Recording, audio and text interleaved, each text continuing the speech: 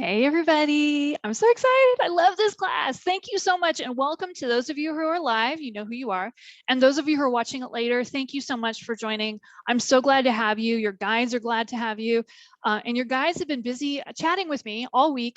I've done this particular class a few times, and it's really my favorite because in the days leading up to it, the guides know they have permission to bug me. Your guides have been saying hello and letting me know what they want me to tell you, because there's things they've been trying to get through to you that for some reason, the contact's just not being made.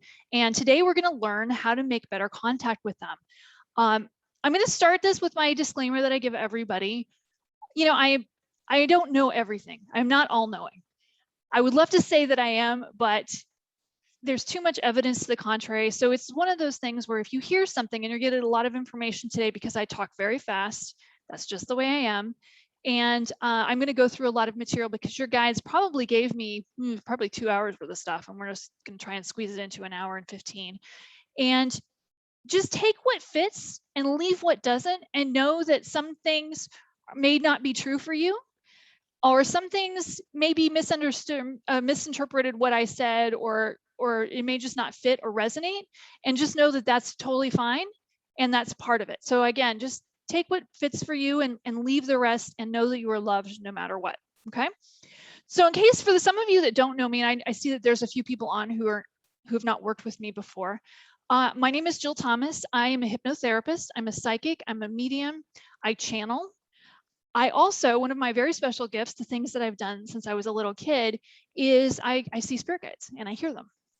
And to be honest with you, up until 10, maybe 10, I thought everybody did that. I didn't know everybody didn't do that. I thought that everybody saw dead people and they saw spirit guides. And so to me, when somebody says, that seems really weird or creepy, it's not to me. It just seems like it's just Thursday. It's normal. And just like in the real world, or in the earth world, I would say it's all real. Just like in the earth world, there are some beings that are creepy and unpleasant. That's the true in the spirit world as well.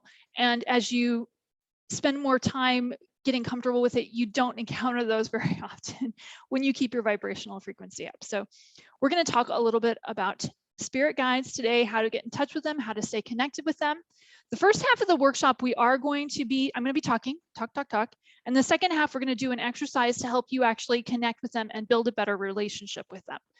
But the first thing I really want to say about it is that they talk to you all the time. So when you say, I've never heard them, I've never seen them, you do, you actually do. You just don't realize it. And I think the number one misconception that I run across all the time is this idea that your spirit guide is going to have a different voice.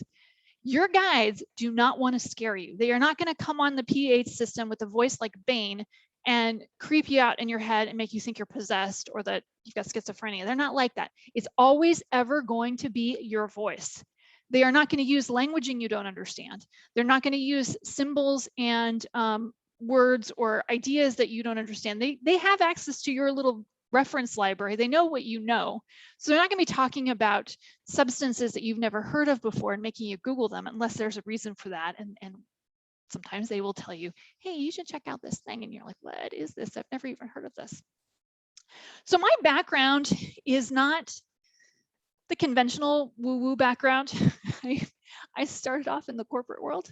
I actually went to school to be a research scientist. I was a geologist. I was a geology major for a long time, and then until I realized how little money they make, and I'm like, oh.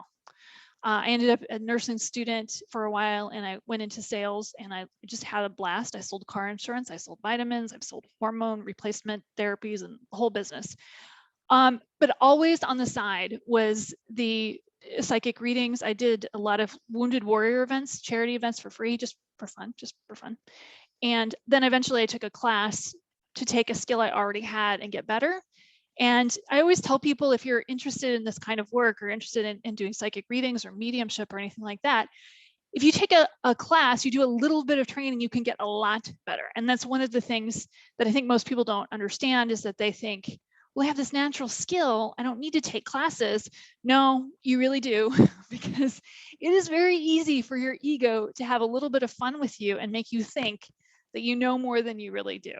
Someday I'll tell you where I got schooled at a mediumship event for James Van Praagh, where I thought I knew everything, and very publicly got very clear that I didn't, and that was really fun. Actually, no, it wasn't fun at all. But anyway, we're gonna talk about that.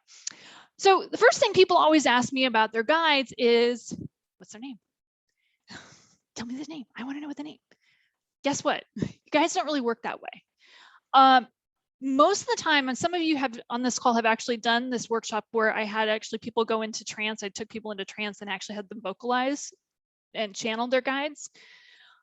Even then, even with that kind of experience, the guides will say that they have a lot of trouble with us with names because our vocal cords can't make sounds. We couldn't pronounce it, is what I hear.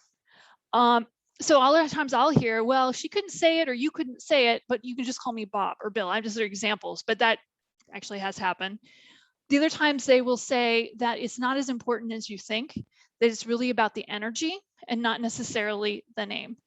If you absolutely have to know your guide's name, I will tell you that the easiest way to find out, the only really, really good way, is using a spirit board, like a Ouija board.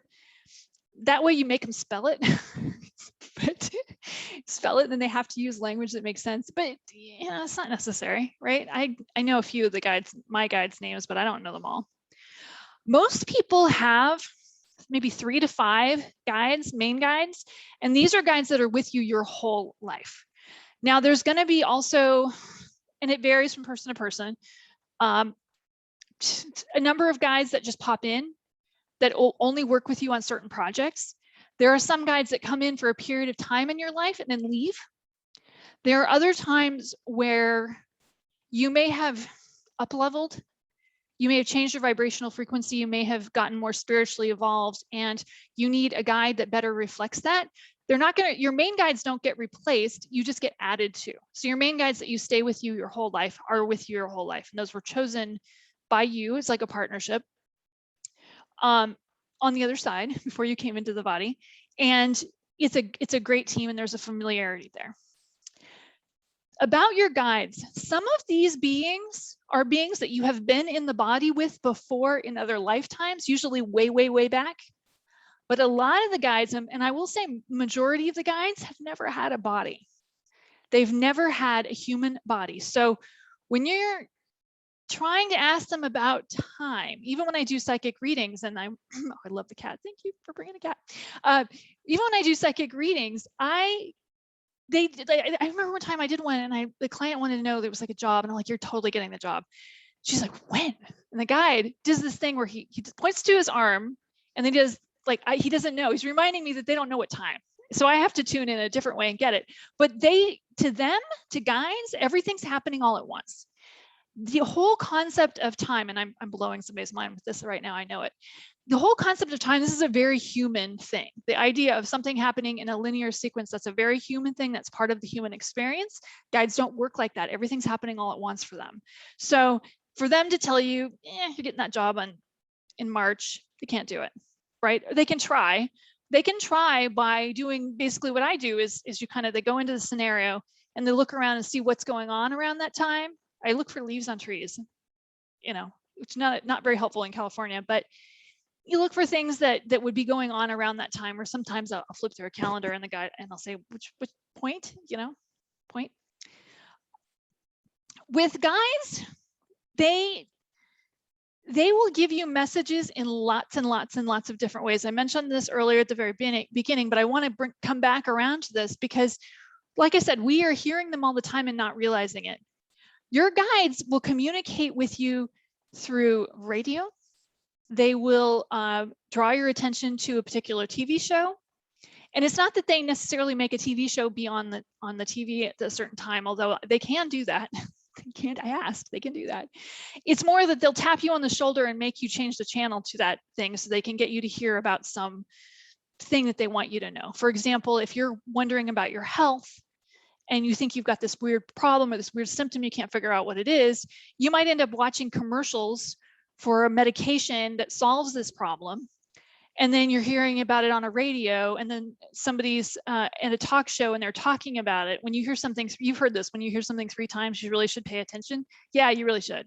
You really should. The other thing that guides have told me that they really like to do, it's the eavesdrop message.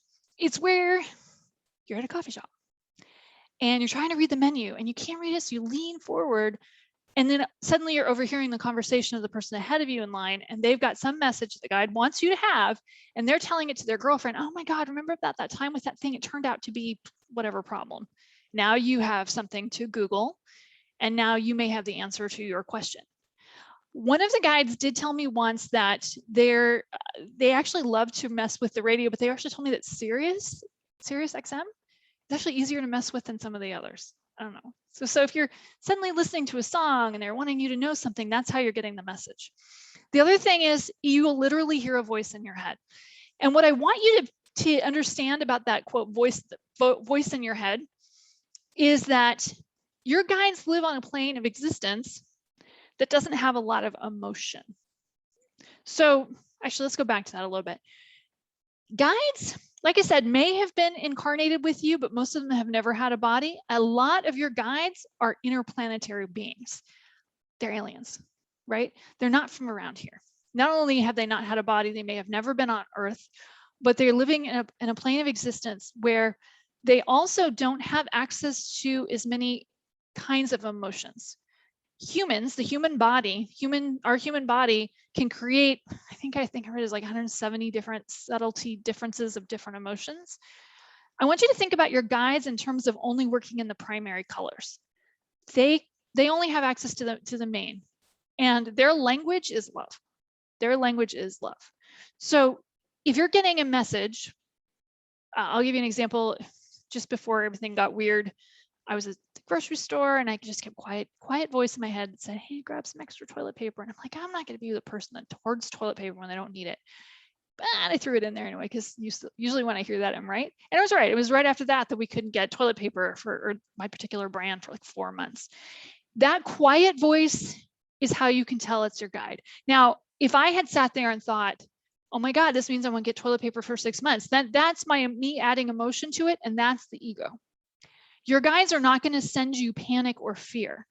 That's a very human reaction. So we might hear about shortages on the news, and the guide's message is, hey, pick up an extra one of this thing that you want to be using or that you're going to need for the next month. Our human reaction is, I need to go to the store and start hoarding, right? That's not how the guides communicate. They love us. They love us so much that they are not critical of us. So when I get the question a lot from people, are my guides disappointed in me because I didn't do that thing I think that they think I need to be doing? The answer is absolutely not. They are not disappointed in you. They love you. They may have preferences in terms of your choices, but they don't judge your choices in the way that we do. They want us to be happy. They know our soul's purpose. They know what we're supposed to be up to. And so they might see that taking a particular job or dating a particular person or having a particular lifestyle is more aligned to that soul's purpose. But in their mind, in their way of thinking, you can get there in a lot of different roads. Maybe it isn't the initial plan, but they think this was a choice that she wanted to make. I'm not going to interfere with that. Your guides are not mean. If you're hearing, you look really fat in that dress, that is most likely, pay attention to the words too. If they're like things that grandma used to say or your dad used to say, that is most like an internalized parent. That is not usually a guide. But if there's a lot of emotion behind the phrasing in your head, it is definitely not a guide. Guide messages are quiet. They're subtle. They're usually not a lot of words. They like to communicate more in pictures. They like to communicate in, I would say, vibrational frequency. It's messages that are simple. It is not usually an essay. That's also true. Any of you who channel can know that channeled messages are usually simple and they might be complex in some ways, but they're not like an essay in the way that other stuff is.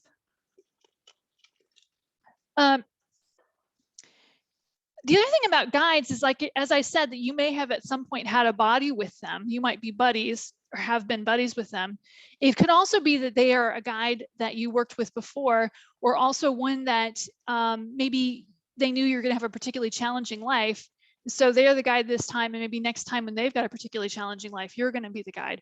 Usually it's this very symbiotic relationship and a lot of camaraderie and caring and a lot of love. essentially, you guys are friends. And even though in this particular relationship, in order to play this game, this human game well, you have to forget the particulars of this relationship. Just understand that it is a relationship and they love you. So to tell you a little bit about how I became able to connect with spirit guides, I will tell you that without giving too much information about people that are still very much alive, nobody in my household was going to win Parent of the Year. And very difficult childhood. I did not have a near-death experience the way a lot of people describe. I actually had an out-of-body experience. So at one point during a very bad day, very bad time, I was maybe 4 or 5. I just jumped out of my body and said, forget it. I can't do it. Peace out. I can't deal with these people. It's crazy. I do recall I went to a place and I met a very luminous being who introduced himself as one of my guides. And essentially, he appealed to the future entrepreneur in me, and he kind of made a deal. He said, he was explaining to me how it is very, very difficult to do the logistics of getting a soul into a body.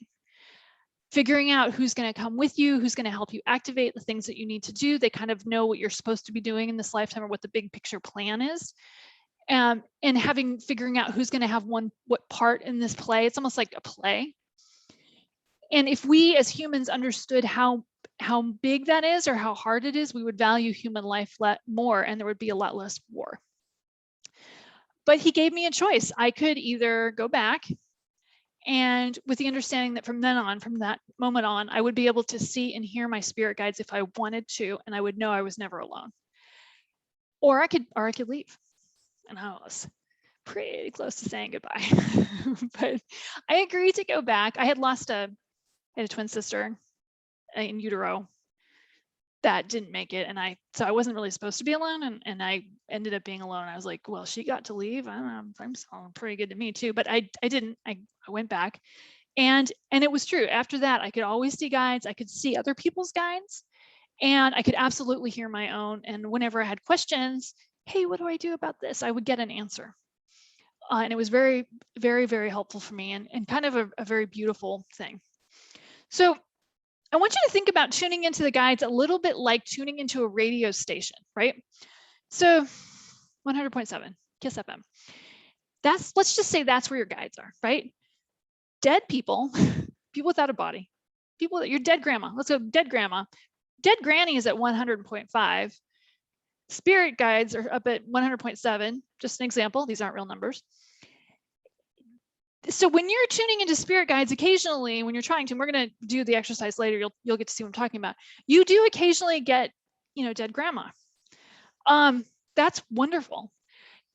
The question I get though around this is my dead grandma my spirit guide or one of my spirit guides? And I can tell you, if you're asking that question, your grandma is way more enlightened than mine was. Good for you. But I can also assure you that is not usually the case. Dead grannies, that aunt that you had that you loved, wonderful beings. I'm sure that they hang around you all the time, give you information, but they don't have access to the kind of information that your spirit guides do. And they are more likely to kind of as a joke whisper in your ear that yellow is not your color, right? Or nudge you on the shoulder that guy that you're dating, not a good match. But your spirit guides might not really do that. They would be more inclined to say, well, this is the choice that you're wanting to make, but maybe you should think about this, that, and the other thing. That's where I talk about emotions, because I had somebody ask a question the other day. It was really good.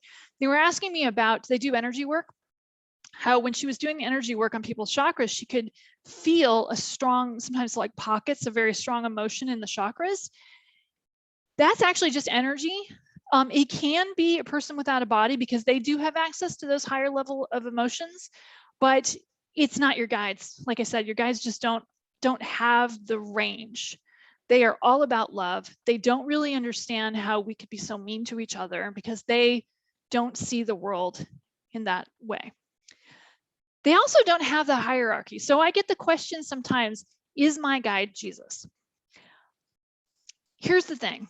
Your guides know that if we thought that our guide was Jesus Christ, Saint Germain, Bhagavan Krishna, Mahavatar Babaji, then our egos would just have way too much fun and we'd be telling everybody. So let's just say for a second, one of those beings was your guide. They wouldn't tell you. I'm just going to tell you that. they'd give you a different name, only because they know we would be screaming in the street, oh my God, I'm so important, because they understand the human body, the chemistry of us as humans. Our ego would have way, way too much fun. That's one reason why when I see people claiming to be channeling these higher level beings, I question it. If it's great information, I'll still listen. I might enjoy it. I might be highly entertained, but I won't necessarily sign up for their newsletter, because my experience has been that your guides understand the human experience is different than that. So when I say higher level beings, guides don't really see themselves as higher level. There's not a higher or lower. They understand that we as humans like to have things ranked, because they, again, like the time, that's a very human thing. They see it as more, you get a particular type of guide that resonates with your vibrational frequency. You get a particular type of guide that works with what you're working on. So even for me, when I see guides, I don't actually see them with my mind's or with my physical eyes. If I ever see them with a physical eye, it's not a guide, it's a ghost. And I actually almost called the cops on one once, thinking it was somebody in my home, and it turned out to just be a person without a body. Not okay. But they're in my mind's eye, and they're typically usually colors, just bands of color. I've heard other people who do this work say that the bands of color represented different levels of advancement, and at certain levels were better or worse than the other. I asked guide for clarification on this, because I heard this at a workshop once too, and I thought, well, if I see green guide, does that mean the person's not as spiritually advanced? The answer I got was no, that is not true. What I was told is that guides represent, the colors actually more represent what the person is working on. If your guide is there for helping you with healing, healing work is a more spiritually advanced work. It does require a higher level of spiritual advancement to just to want to do it. So you would, as a result, have a higher vibrational frequency being, but it doesn't necessarily mean one being is better than another. It just kind of means what you're working on. As I mentioned before, some of these beings are not from around here. Some of them are from the Pleiades. Some of them are from Sirius. Some of them are from, every once in a while I get a Hathor.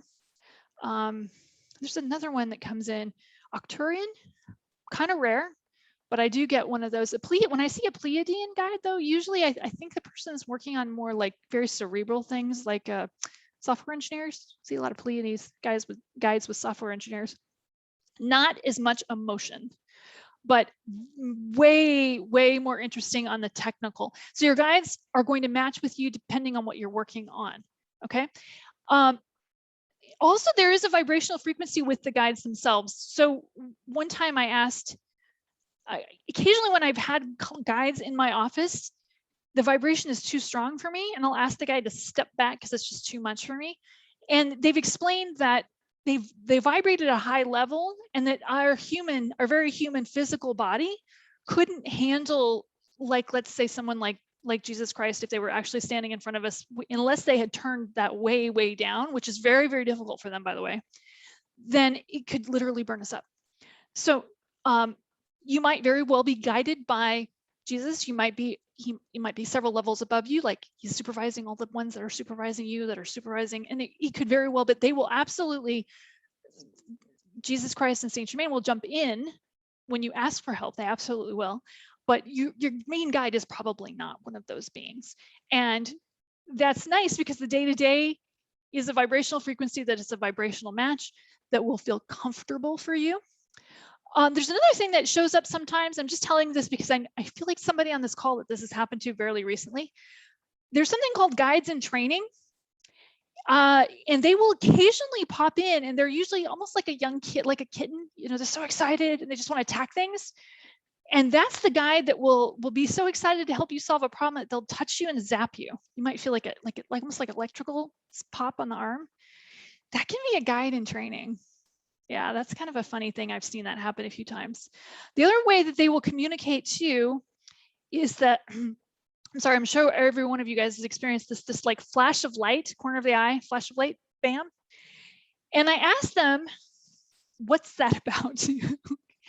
And they told me that sometimes it's them popping in and out of dimensions. Sometimes it's them saying hello, because it's a life thing that they can do that is hello. And so I said, why is it always the corner of the eye? And the guide showed me, popped it in front of me. whoa, was it blinding? I mean, it's like having a flash bulb right in your face. It's always the corner of the eye because it's actually physically uncomfortable if it were right in front of you, and also would scare the crap out of you. You'd probably think something bad was happening, and they don't want to do that. They're not going to do things that are going to scare you. So if you're seeing things that are a little weird, just know that they know that that's okay with you, and they're not going to do stuff that's going to scare you. Another thing I want to share that is not a guide, and I see this a lot, so I'm going to tell you about it, is humans without bodies are really good at messing with electricity, lights, literally lights. That is not, guides can do that, but they don't usually. If you're getting lights going off, if you're getting electrical things like, oh gosh, smoke detectors, like that's very frequently a kid. I'm not saying your house is haunted, but it could be, you know, a dead relative. It could be that you're going to be pregnant soon, and this is one of your souls who's going to come into your body, come into the world through your body, and is just saying hello and is messing around with the electricity in your house because they're super excited.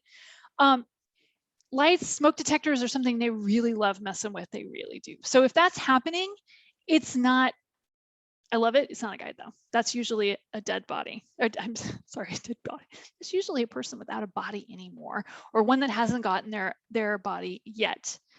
The other thing I think is important to tell is that when we are connecting with them, we're going up, they're coming down. So that is a little bit uncomfortable for them. It's not their favorite thing to do, but that's why they will use other mediums, the TV, the radio, other things to kind of give you messages and let you know stuff. Personalities. I want to tell you guys about this because I think guides realize, I don't know if people realize that guides are really funny. They can be hilarious. They can be irreverent. They can be tricksters. They can play jokes on you. They are never mean. They are not a bully. They're never going to tell you you're not doing the right thing. They're never going to tell you you're off track, but they can make a joke about it. I had a reading one time and it was so funny. I had a reading client in front of me and she was asking a question and I can hear their guide saying very clearly, tell her I'm not going to answer that question because she's asked it 6 times already and she didn't like the answer the other 5 times. I'm thinking, I can't tell her that. Like, that's not nice. And I did. And she starts laughing because I didn't know this. I was working at a metaphysical bookstore, but she had been to 6 other readers at the store and asked the exact same question, didn't like the answer. And he just made the joke that he was sick of answering it. And he's like, you're not going to listen, then I'm not going to give you the answer again. So they can be very funny. I have a client who has a guide that shows up in my office and he looks like a rock. He basically brings a rock. They bring the rock to the office. This guy's like 8, well, it's way taller. It's as tall as the ceiling. You can't see. It's tall. Okay, he's really tall. Very funny, lots of energy. Most of the guides I see are just light, but this being actually shows himself as a particular form. I do see clients' guides who have a particular form. I've got another client who has a samurai warrior that shows up a lot. When I see that, it's because the client needs to know that it's important for some reason. It also tells me that guide has had a body before. And so they're going to understand things about the human condition that a guide that has never had a body may not understand. So that's very cool. But I got to tell you, the guy personally brings the rock every time. I love it. A very funny guide too. But they can be like that. So when you're hearing things that are humorous, don't expect everything to be as solemn. The way church always makes things seem all solemn and noble and judgy. Guides are not that way, and they can have a lot of fun with you. And so when you think God has a sense of humor, yeah, your guides do too, okay? They're representative of the vibrational frequency that we call God. That is what they are. They're the representative on earth. One thing I want you to know, because the guys kind of give me a list of things they really wanted me to share. I'm just going to go through and make sure I got most of these things. Oh, yeah. This is really, really, really important. They would like us to set aside judgment.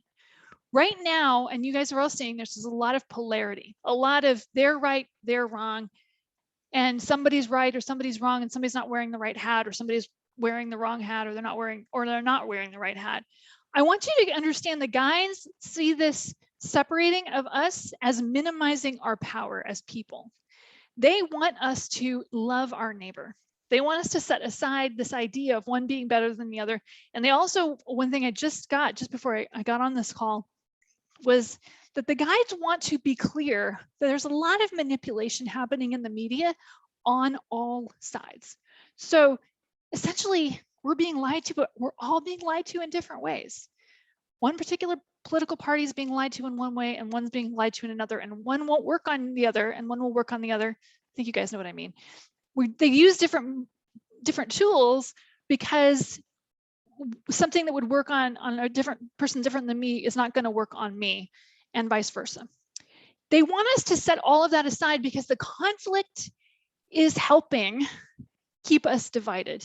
And when you chat with your neighbor, even somebody of a very different political persuasion than yourself, you'll find that there is a lot of love there, and there can be a lot of respect, and there can be a lot of common ground. But the fighting is financially beneficial to people, to the wrong people, to be honest with you. So, you know, I've always said this, and it's well known in marketing that an insecure woman or an insecure girl buys a lot of stuff. If we think that we're in danger, we're gonna go to Amazon.com and start buying things. We're gonna hoard food supplies, ammunition, whatever it is that is your particular thing. And they know this, and so the scare tactics on television make us all feel disempowered and financially make decisions that benefit organizations that we might not really want to support. They also are saying, try to, if you can, if somebody comes at you, try to sort of think of it as, put yourself in their shoes. You may not agree with them, but try to, instead of saying they're just wrong or they're stupid, or what I hear a lot is, how can they think that way? How can they watch the same news that I watched and feel that way about this issue? I've heard this a million times. The truth is they don't watch the same news that you watch. Everybody, you know that we don't, you know, Democrats and Republicans don't watch the same TV shows. We don't listen to the same radio stations. We are not on the same page. We're not watching the same things. And so it's important for you to just kind of step back and say, because everyone on this, anybody who would be interested in this class is already on a spiritual path. Your job is to look at what's going on in the world and say, I may not agree with her, but I can kind of understand why she feels that way. You don't have to sign up for their way of thinking, but if you can put yourself in their shoes for a minute and say, well, if I felt the way they would feel, I'd be angry about this too. Okay, well, maybe that will help you feel less angry at them when they make a decision that goes kind of against the way you feel. And also the other thing the guides have really stressed for me to say to you guys is that they want you to, instead of being against something, I'm against this, I'm against that, they want you to be in favor of something, right? So I'm not against chocolate cookies. I am in favor of a body that's free of diabetes. I am not against potato chips. I am in favor of being healthy and strong for the rest of my life and having that life end at 90 while on a beach running, put on my jogging shoes and decide to go for a jog at 90 and have a quick heart attack and die. That's the way I want to go, rather than some ugly way because I ate too many potato chips. They're saying focus on what you actually want to create. So you're not actually creating a manifestation in the world of what you don't want. All of you on this call are healers in some form or another. You have healing energy. You have the power to create things that are amazing. You do. You're going to have more energy in that department than most people. So it is very important that you put in your mindset what it is you want to create and how you want to create it, rather than saying, I'm going to fight against that. I want to be in favor of this other thing that I really want. I want to stand for that, if that makes sense. I hope it does. The other thing they want you to do is be less judgmental to yourself. I mean, every day I hear, are my guides mad at me? I've already stressed they're not. But it's because we have these very punitive ideas about where we should be, what we think we should be doing. We think we should be making 100 grand a year or 200 grand a year. We think we should be further along on our spiritual path. And I can tell you, you're right where you're supposed to be. If you want to make changes, go ahead. There's lots of resources to help you, but your guides are not angry at you about it. They're not upset at any of the things that you're doing. It's all where you are. And it's good to be where you are. Okay. So to understand that they love you very, very much. They also want you to work on your intuition more. I'm going to chat for just a minute on that before we get started with the exercise. One thing I can tell you, having done this work a lot of years, Your intuition is a very powerful tool, and it is an inside job. So I will tell you that your guides have been asking every client I've seen forever to stop necessarily getting all your information from sources outside of yourself, instead tuning within. So if you're trying to figure out if something is good for you, you can ask me if you want, but they really want you personally to have the final say, not a doctor, not anybody, not as a member of the clergy, you. They want you to tune in with yourself, because the information you might get from somebody else could be very valuable and very good, but it may not be for you. I can tell you, especially as a hypnotherapist and somebody that works with a lot of people on weight loss, that there is not a one size fits all diet that is for everyone. A person needs to get in touch with their body and tune into themselves to figure out what works for them. This is what the guides have been really saying forever, is they want us to spend more time with ourselves, spending a few minutes in quiet reflection. How do I feel about this? What do I want? Does that fit for me? Is that really what I'm looking for? Is this how I want things to be? Also in relationships, they want, for the women particularly, they want us to stop looking outside of ourselves and asking the question, does this work for me? Rather than, am I what he's looking for? Or am I giving him what he needs? Because that is a very old paradigm idea that women make themselves the way somebody else wants us. We take care of them, and then they take care of us. The guys want all souls to be empowered to figure out how to take care of themselves and create the things that they want for themselves. And that is a far more empowered place to be. That's where you get your real joy and real happiness. The other thing with intuition that I really feel is important to say is that a lot of times when people think about intuition, they get caught up in the 4 clairs: clairaudience, clairsentient, seeing, healing, feeling. I don't even remember what they all are. Don't worry about that. I want to know if I'm clairaudient or clairsentient. Yeah, you're everything. Everybody's everybody, everything. But we can get caught up in, I want to develop this skill more or that skill more. Don't get caught up in, I want to get better at one particular skill. You want to get caught up in the feeling of what is true and what's not. And I can tell you, when you take an intuition development class, and I've taken a million of them just because I love them. It's fun. That's fun for me, to be honest with you. You start to get a feel for what is a correct message and what's not correct. And that happens with practice. And it's not honing the skill, it's actually doing it with other people. And if you can take a class, it's really great, because you can get, I know when I was channeling, I had this experience. Actually, this was a mediumship experience. I had an experience where I was giving somebody a reading, and I was so sure that I was picking up on some guy. He was the person's fiance. He died in some kind of accident. And then she's just like looking at me, and then she says, yeah, I'm a lesbian. So the soul of, the love of my life wouldn't be a guy. And I would just, oh man, I don't know. But it was really cool, because I got to feel how the vibrational frequency was different when I was giving a message that was incorrect or was actually for somebody else than when I got spot on, because the energy does feel different. And that's one of the things I would love for you to work on within yourself, is feeling how you feel about things. Does this work for me? Picking up something at the grocery store. Let's just say it's an apple. I don't have one here, but let's just say this is an apple, right? And you're trying to figure out, does my body want an apple today, or does it want a candy bar? Your body's never going to say it wants a candy bar, just to let you know you already figured that out. If you hold it in one hand, you'll find that you'll lean more towards the healthier food than you will towards the Twix bar. I love Twix. Let's just use that as an example. So just kind of getting a feel for which one of these feels better. And you also have to get past the idea that one's going to weigh more, so you're automatically going to lean a little bit more.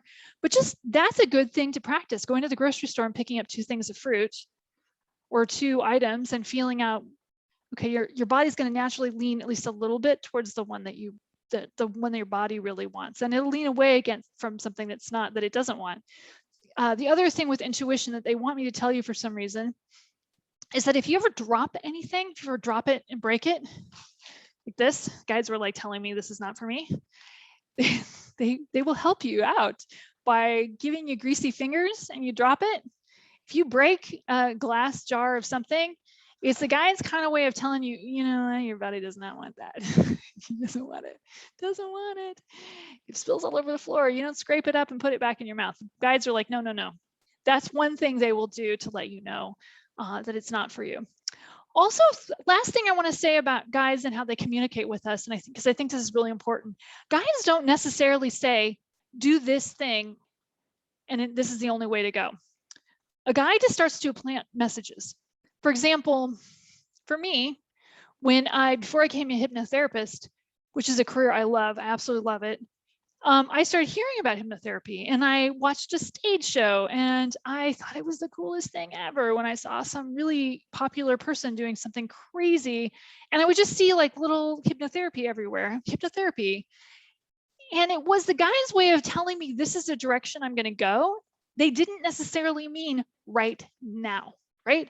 I needed to develop more skills to make myself good at it, because a lot of developing skills is about developing life skills. And in my case, I needed to have more life experience to be very good at this by doing lots of different careers. I've done so many different careers that when I have clients who come in with particularly sales things, I've done that for so often. I get a lot of clients who want help with sales things. I'm really good at that because I've done that career. I'm really good at various careers because I've had them. Guide didn't want to take that experience away from me. They were just saying, do this, look in this way, but they don't necessarily mean now. So if you start getting the inclination that you need to quit your job and join the circus, right? Quit your $150,000 a year job, put yourself in financial jeopardy and run off and do something crazy, that's not really what your guide said. Your guide said start thinking about or start bridging to that other career. They would never tell you to do something that's going to make it so your family can't have food. They're not going to do that.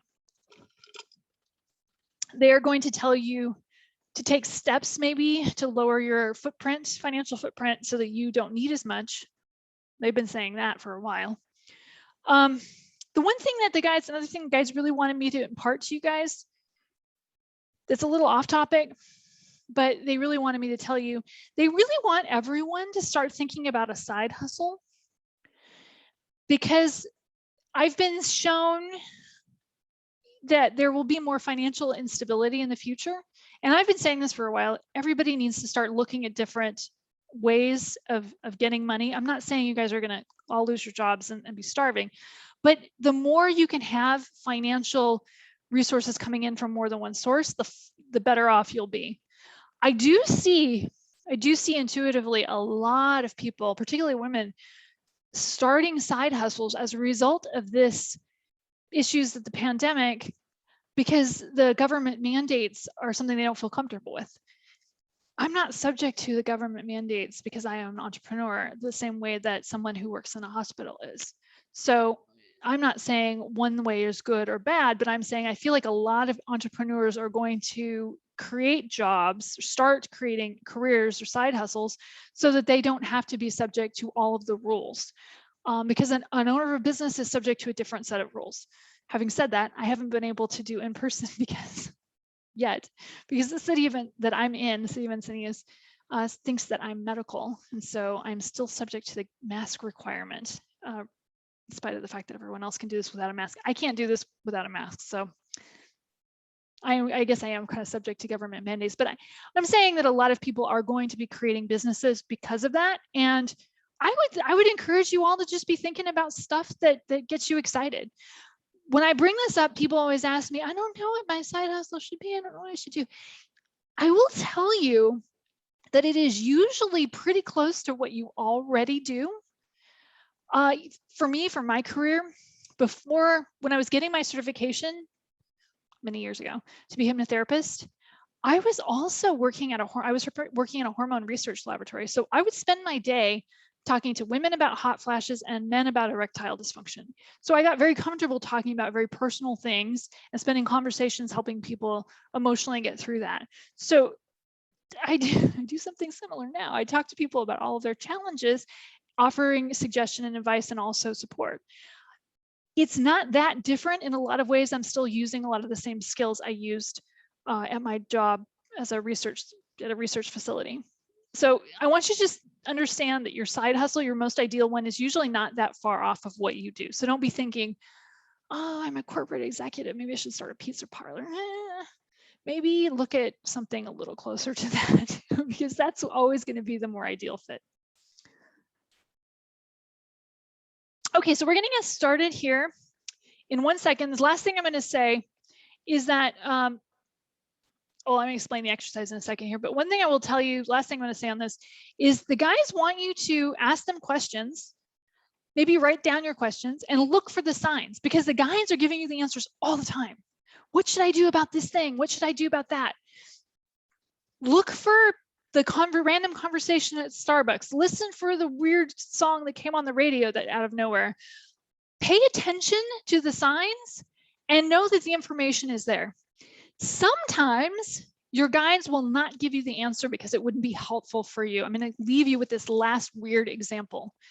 I was getting in my car and I was replacing my car insurance card. You get one of those in the mail and you take the old one out and you put the new one in. So as I'm replacing the card, I hear the voice in my head say, hey, leave the card on top in the glove box because the Carlsbad Police Department is going to want to see that. And I don't live in Carlsbad. I live in Encinitas. So I'm like, I'm not getting a speeding ticket. And I'm super careful about that. But okay, I'm going to go with it. I lifted on the top of the pile and it wasn't a speeding ticket. I had a car accident. And the city of Carlsbad, it was kind of a bad situation. They actually had to come and rescue me. But they did want to see that I had insurance. I was super glad that when I was at the shaky moment of being really freaked out and scared, that card was right on top of the pile. It would not have been helpful for the guy to say, you're gonna have a car accident. Somebody with no insurance and who's been drinking a lot is gonna rear end you and really ruin a lot of stuff, ruin your beautiful car. That wouldn't have been helpful information. If that's a destiny thing that's gonna happen, I couldn't have gotten out of it, but it was helpful to know where my insurance card was, my registration was, and all of that was available because the guide said, hey, put that on the top of the pile. It's handy, just trust me on this one. So you'll get little bits of information. They won't always answer every question because they also don't want to keep you from doing something that you might need to do. So for example, with relationship, this is a thing that happens a lot. If somebody's saying, what about this guy I'm dating and I'm getting nothing, I usually tell them I'm not getting anything. And usually that means you're supposed to figure it out on your own, or there's more to the story. It might not be helpful for you to find out that this is definitely not soulmate, or maybe that this guy has same-sex tendencies and you're not his soulmate. But in reality, what he's doing is activating, making you excited about dating again, and now you're going to go find the next guy. Would it be helpful for you to know that when you're in the very beginning of a relationship? Probably not. You wouldn't want to hear that from me. You wouldn't want to hear that from anyone. Your guides might not necessarily tell you that. They might tell you not to be scribbling his last name on your notebook just yet. They might tell you take it slow. That's the kind of messages you will get in a situation like that. So just know that they're not going to answer every question. If you're getting radio silence, sometimes the answer is not now, or more information is needed. That's another one to pay attention to. But just know the key is to know that you are loved. You are never alone. They love you so, so much. They're not trying to scare you. If you're seeing a being out of the corner of your eye, that's probably not a guide. It doesn't mean it's a bad thing, but it's probably not a guide. So just be aware that your guides don't often materialize themselves that way. They can, but that's not how they usually show up. Your main key with this is to learn to trust guide information when you get it. We're always saying, I made this up. It can't be true. It's my own voice. Yeah, it's always going to be your own voice. It's always going to be your own voice. It's my ego. Sometimes it is, but having a little bit more faith, throwing that toilet paper in the cart when you hear that message. And if you hear that message and you throw the toilet paper in the cart and then suddenly there's more toilet paper than anybody could ever use in the stores, now you know what it feels like when it's wrong, right? Now you know, just gotta remember, okay, well, that's what it felt like when the information wasn't correct. That's helpful too.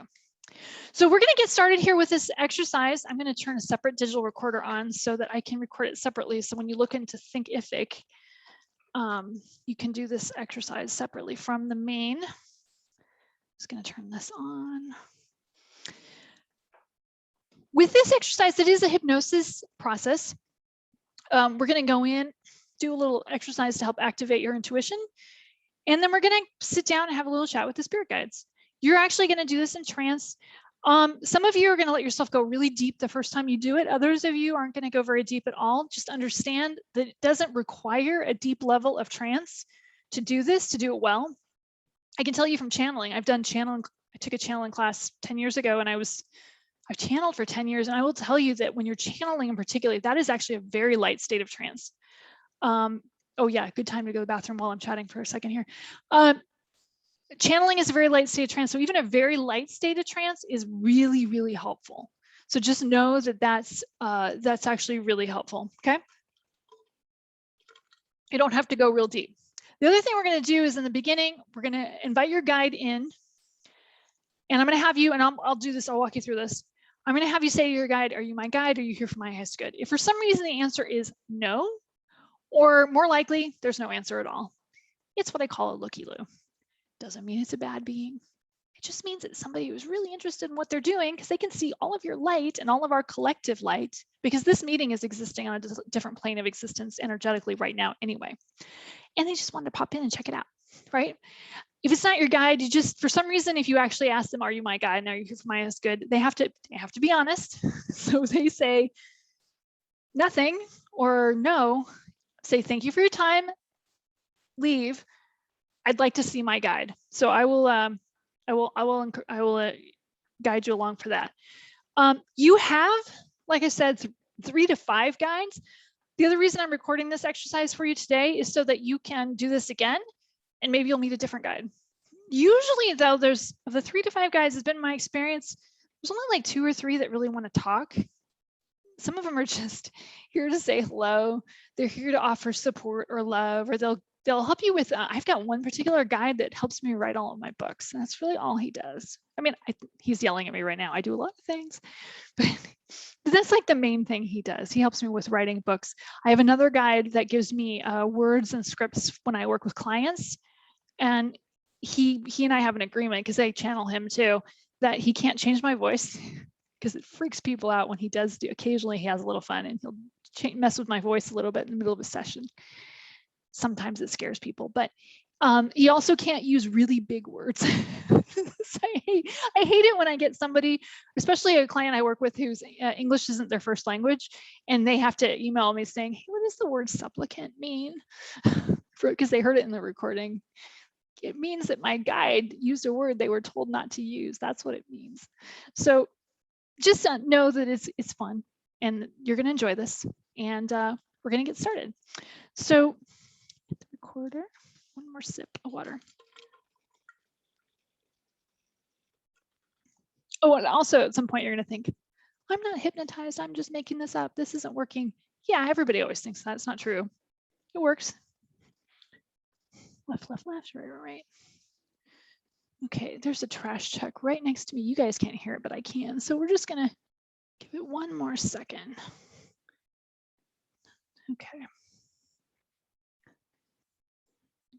Now we're going to go. Okay, so recording on 11/11.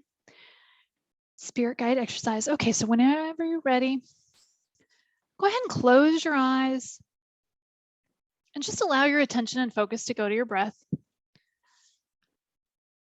Paying attention to the ebb and flow of your breath. And just noticing the way each inhalation brings in calm, peace, and centering. And the way each exhalation releases that which you're done with. Allowing yourself to really relax, really let go. Focusing on you now, focusing on your needs. And I want you to become aware of a beautiful healing light just above your head. And this is a light of connection, of being able to connect. And as you breathe in this light, you're going to begin to become aware of the fact that this light is coming from the universe. It's actually coming from a higher space. We're actually asking your guides to send you this light. And as you breathe this in, you're going to feel this light going all the way down to the tips of the toes and the top of the head and everywhere in between.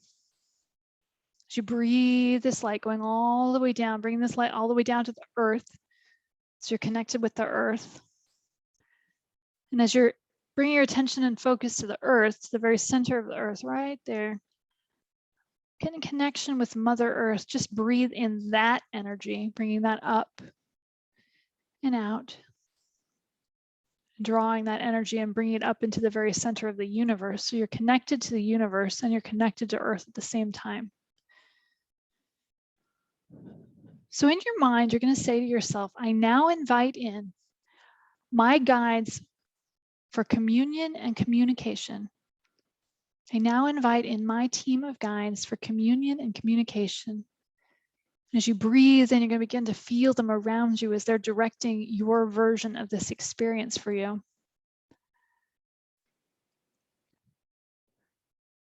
Good, very good. And as you draw this energy in, we're going to ask them to send you a color that represents them. And as you breathe in this energy, this color, this vibrational frequency, they're going to make you aware of a beautiful staircase. And there's 6 steps. And each step is going to bring you twice as deep, 6. Really letting go. 5, deeper yet, much, much deeper. 4, there's nothing to do, no one to bother you, just you. 3, twice as deep, even deeper. 2, almost there now, twice as deep. 1, all the way inside, allowing each breath to bring you a little bit deeper and a little bit deeper and even deeper.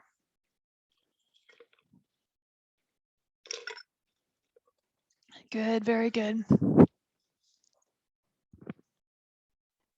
I want you to see yourself now in a beautiful wooded path. It's your favorite time of day. And I want you to see that you're wearing a very powerful, very beautiful garment, one that makes you feel so good about yourself. One that represents you visiting a sacred place and having a sacred ceremony, because that's what you're doing. Just ahead of you, you're going to see a beautiful temple.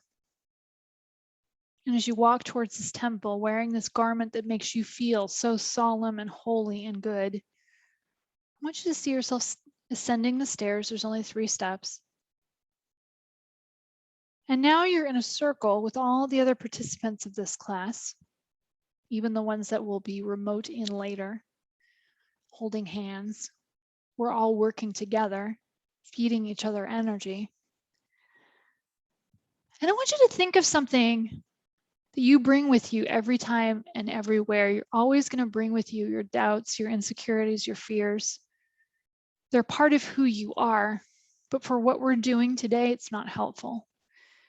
And everybody's got theirs with them as well, because in the very center of this room is a fire burning.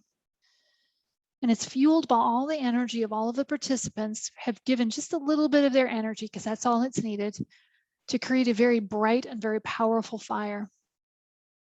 And when you're ready, you're going to throw in all of your fears, your doubts, your worries, your self-deprecation, your concerns, your not being good enough. All of those less than ideas, they're simply not true, because the guides are asking you to leave those at the door and they want you to drop them into the fire. All of your worries, all of your very human anxieties and fears. And as you drop those into the fire and resume your place in the circle, you're feeling that what's left is love. What's left is the love of others, the love and connection you have for each other. You can feel the love in the room now, all of the support. As you're understanding and appreciating that everyone in this sacred space wants you to have what you want. And you want them to have what they want. Feeling loved, feeling gratitude for all of the work that you've done for yourself. And from this sacred space, using our group energy and the energy provided by all of the guides, because as you look in the circle, you can see everyone's guides. You can see that the circle has really expanded. In fact, there's 2 circles. There's one circle of the participants, and then there's another circle that's much bigger of all of the guides who are helping, supporting you, loving you, helping you to fulfill your mission, whatever that is, sending you support and love. And using this energy, I'm just going to take a moment. I want you to draw your attention to the point between the eyebrows, the 3rd eye. And I want you to see that the fire has now changed. It's now become a bunch of little fires. almost like a candle. You might even see light coming towards you, and it's going to settle in the third eye area.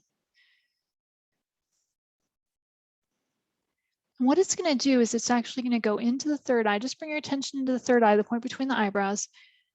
Feel the light going into the very center of your brain, activating your pituitary gland. And with your physical eyes closed, I want you to just look through the little tube between the eyebrows, the third eye, the spiritual center. And I want you to look into that tube, and at the end is an eye. There's an eye there. And if for some reason the eye is closed, with your physical eyes closed, you're going to ask your spiritual eye, your intuitive eye, to open. And it will. If you ask it to, it will.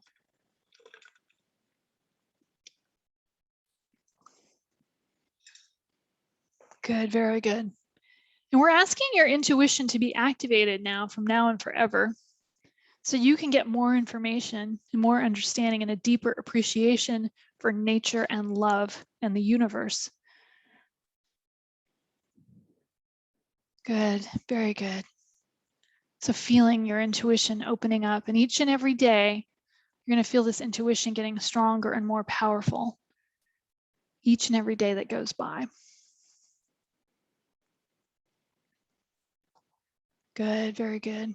So once you see that there's a guide behind you now, and as this circle begins to dispel, each person is going to be led by a guide to a special circle made just for them. And they're going to be inviting you to sit in a chair. And as you sit in the chair, there's a chair in front of you. And we're going to again say, I now invite my spirit guide for communion and communication. And you're going to begin to feel or sense and see a presence of another guide across from you. Just breathe it in, just welcoming. Now, when this being is there, just going to trust that it is.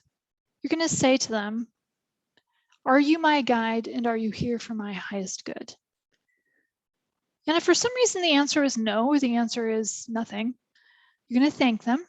There's nothing wrong with that. And you're going to ask them to just move along. You're here for their guide, for your guide.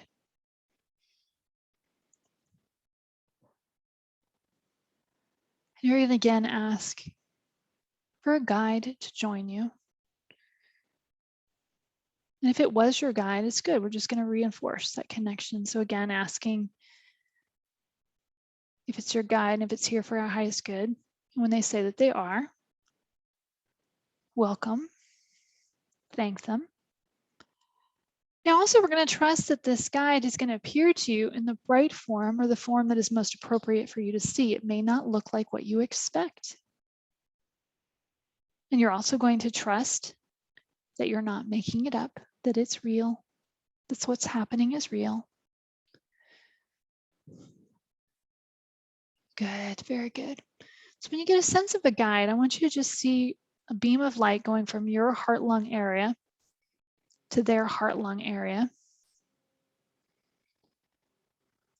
And then a beam of light from their heart-lung area to your heart-lung area, wherever it appears to be on them. And now a beam of light from your mind area to their mind area. And a beam of light from their mind area to your mind area. And as you're in this sacred space, you're getting to know their energy, what they feel like. And if for some reason they're too close, just ask me to back off a little bit.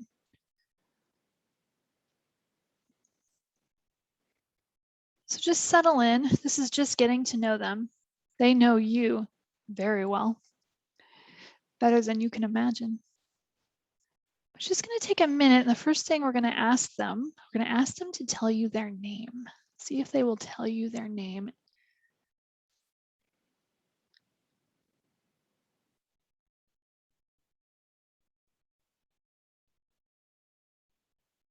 So if for some reason they don't give you a name, that's okay. We're just going to ask them again. Please tell us your name.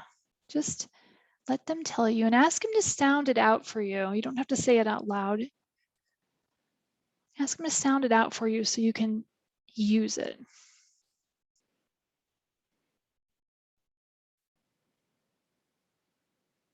or have them give you something that you can use, that you can call them.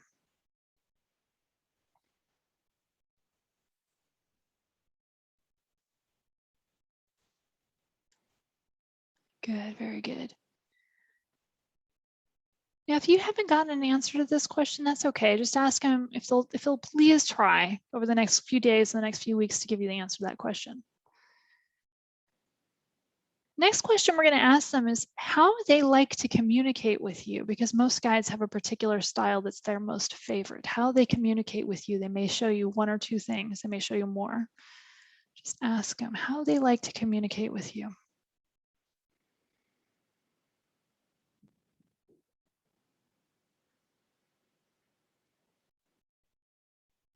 Trusting what they say.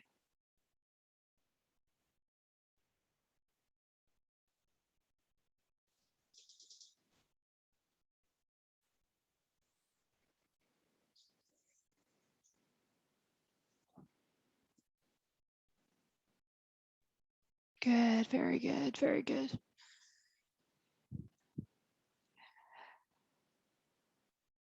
So now we're going to ask them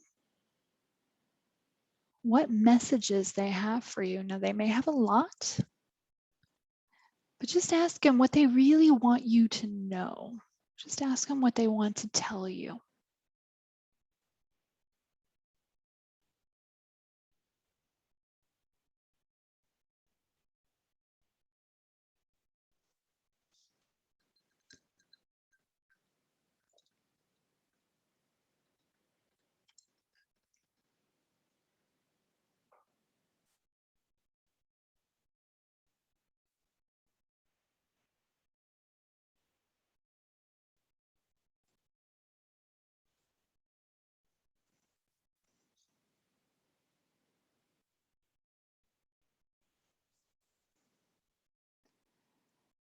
Good, very good.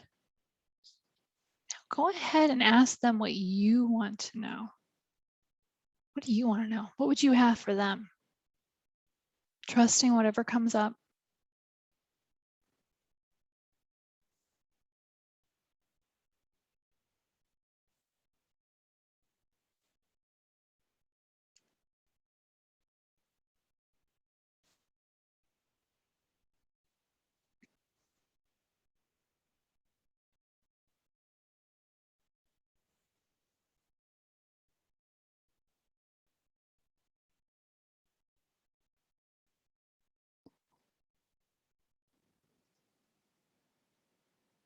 Good, very good.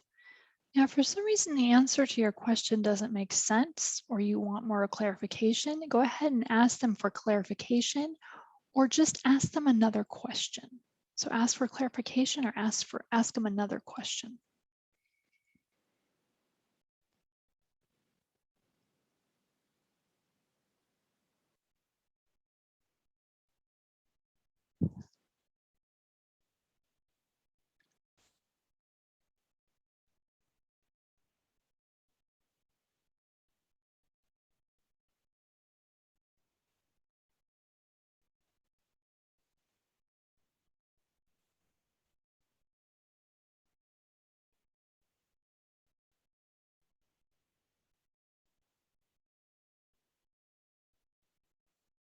Good, very good.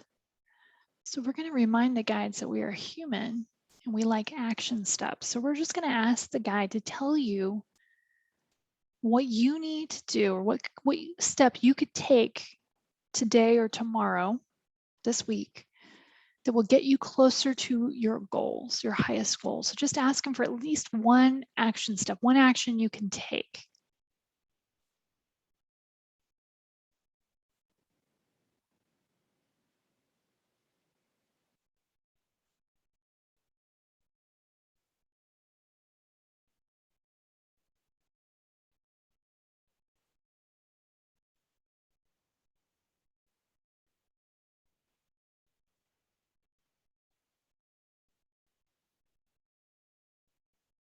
Good, very good.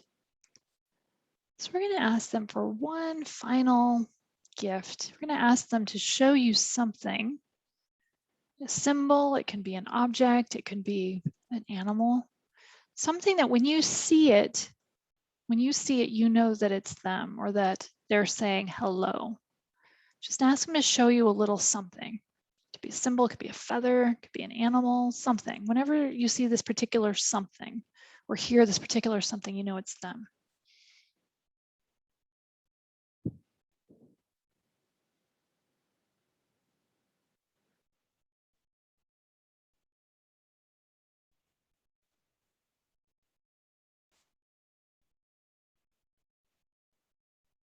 Good, very good. So we're going to thank them so much for coming. They're thanking you for coming. I love that. And we're not severing any connection because the connection has always been there, but we're just going to ask them to walk us back to the circle where everyone is. Everyone's had visitation with their guides, walking back to the circle. The fire is now burning brightly. And it's a fire of love and prosperity. It's a special flame, and your guide is going to go into the flame and grab a little piece of it for you as a gift, almost like being given a flower when you leave. They're handing it to you. They may ask you to place it in your heart. They may ask you to place it in your third eye. They may ask you to place it somewhere else. And they may ask you to put it in a different spot every time you do this exercise, but that flame is for you, and it contains something that you need. And the fire was activated and energized by all of the group energy. People who were live and the people who came later all contributed to this, and it is a gift of love for you. And as you breathe it in, it's now become a part of you. It's a special gift or skill. And it's all love. So as you see that the fire is still burning, feeding energy to that flame, that you now have a piece inside of you. Feel the connection with everyone and everything. Thanking all of your fellow classmates for the work that you've done, thanking yourself, thanking your guides. As we now allow yourself to leave the circle, your guides are still with you. They're not going anywhere. They're always with you. As you just allow yourself to bring the energy of that into your awakening consciousness, as you expect that over the next few days and the next few weeks, you're going to get the answers to the questions that you asked, as well as maybe even some more questions to ask. So bringing that with you, begin to climb the steps back up into awakening consciousness. 1, slowly starting to come up now. 2, feeling excited about these changes, knowing they're going to happen just the way I've asked for them. 3, so good, so strong. 4, energy returning to fingers and toes. 5, eyes open, wide awake, feeling fine and wonderful. Hey, everybody's back. You know what? There's one thing on my list I forgot to mention. As everybody's coming back, I'm going to tell you that your animal beings, I know somebody brought their cat. I love cats. I've got 3 of them. Don't tell my landlord though, because they think we only have 2. Animal beings are a type of guide.